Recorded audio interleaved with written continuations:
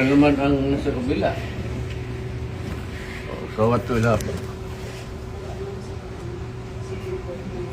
Alam naman nila ang possibility niya na it's just near, it's a matter of months actually. Kung manalo si Inday pagka-presidente, saan ito pulutin itong mga ito? May. Ambil akong bag. Ubos ito. Kaya kailangan si... Turi, trabaho mo nila yan. Kailangan... Makinig ka lang. Piligilan na yun. Hindi lang pigilan si Inday. Tatakbo ng presidente yan. Lalo na ngayon, nag-generate tuloy ng simpatiya. Putang inang... Plus yan. Pag ilang months na, ibang presidente na naman, saan ito pupulutin itong mga to? Ang problema, katrabaho lang ito, happen to be, ako, naiintindihan ko. Kaya, sinabi ko, this madness has to end. Opo. Sino kasama niyo dyan, ma'am? Hindi pa sinasabi. Ano lang kasi is, ang procedure kasi, let me be very frank with you. When you are placed under arrest, you have to submit to the person in authority making the arrest. Then, when you are already arrested, and maybe detained, then you have to start the machinery of justice role.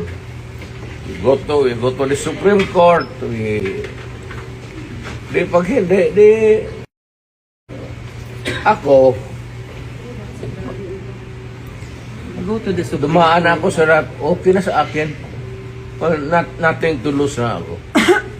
Nothing to lose, absolutely nothing. Hindi ba rin ako sabihin mo kulong ng habang buhay? Wala ako.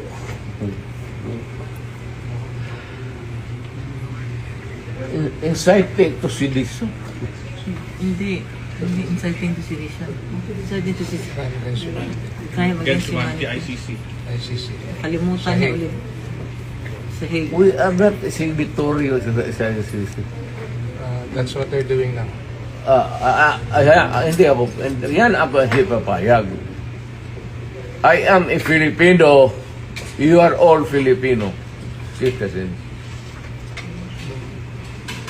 Ako, pag nagkasala, you prosecute me in Philippine courts with the Filipino judge, the Filipino prosecutor, at magpakulong ako dito sa bayan ko. Kung sakali. They're preparing you to bring you to The Hague. I am sure. I am very sure. I'm a lawyer. Abogado ka man. I am sure the Supreme Court will rebuke them. Baski na hindi tayo maghingi niyan, the Supreme Court will rebuke them. Tignan mo. Hindi pa bayad ako. Wala tayo extradition treaty.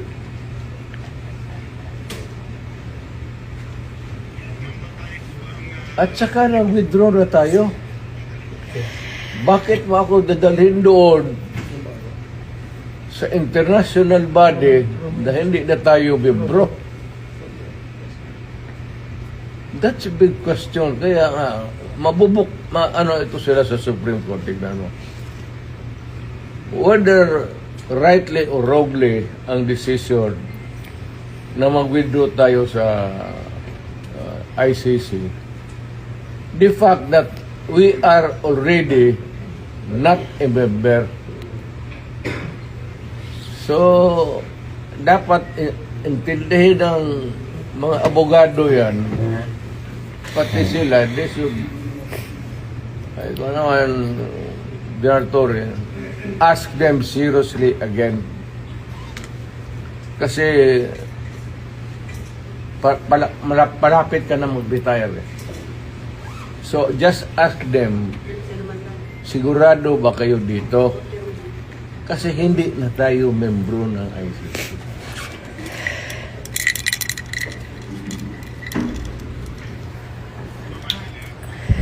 Medisina ko rin. Eh, sabihin lang ng drama. Hindi, alam sabihin mo, hindi, sabihin mo totoo, hindi alam nila yan, matanda ka na, kailangan mong bisina.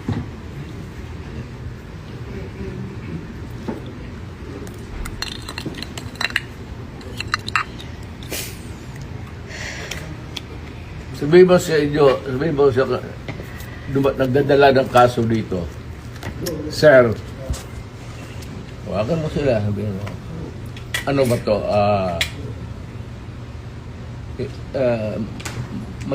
May bariyan kasi. Pero kung sasama ako sa iyo, huwag kang magtingin dyan, sasama ako sa iyo. Yes, sir. Thank you, sir. Total, Maraming salamat, sir. nandito naman tayo sa government facility. Yes, So, escape is not a problem. Impossible dream. Thank you, sir. Okay lang mga parado. Ang akin lang, I might not have the chance anymore to lecture on you na the serious implications nito. Yes, sir. We have withdrawn and then you allow it to be brought to a body of which we are no longer a member. Isa yan. Kaya sabihin mo din sa prosecutor, sabi ni Mayor, kindly ponder on this seriously. Makakarating, sir. Alam mo man, nabasa mo man siguro, withdraw na tayo. Makakarating, sir. So, bakit mo ako dalhin doon sa international body na hindi tayo membro? Kung balang araw, per chance, kung isa sa inyo magkakaroon ng kaso, at joking ko yung mga politika to, ay, alam mo naman politika ito. Sabi ko siguro, doon hatakin mo yan doon sa maligayahan kayo niyan. I'm reminding you, not because I want to, I'm not berating you actually. I'm giving you a lecture na ponder on it seriously because magkakaroon ito ng implication. Una-una, I don't know about, but my family, lalo na si Vice President, if ikaw bukas mag-presidente yan, waswas tayong lahat dito. Or on a longer term, kung tatakbo yan, mananalo yan. Dahil nga sa ginawa ninyo tuloy, ano.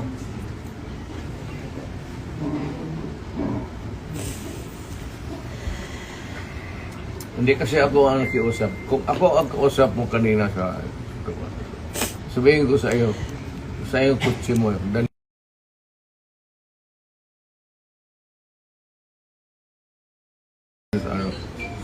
Sasakay ako. Yes, thank you, sir. And then, sir, may bus tayo, sir, sa labas. Kasama, sir, ang family mo, sir. Hindi ko na, iiwan ko na. You can have a choice of 3 other companions, sir. Please. Wala. Abogado. Yes, sir. Wala man kayo ano. Wala. What's the worst that, kasi ito rin, what's the worst that they can, Hague. malayo masyado yung Hague. Doon ka nga dalahin eh. They're actually breaking you today. Yun ang sinabi ni General Torre. That is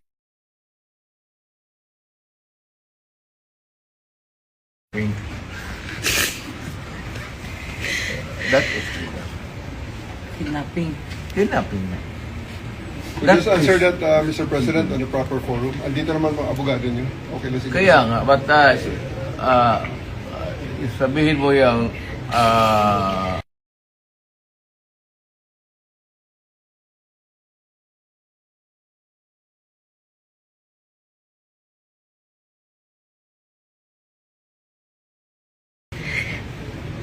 ICC is out of the question.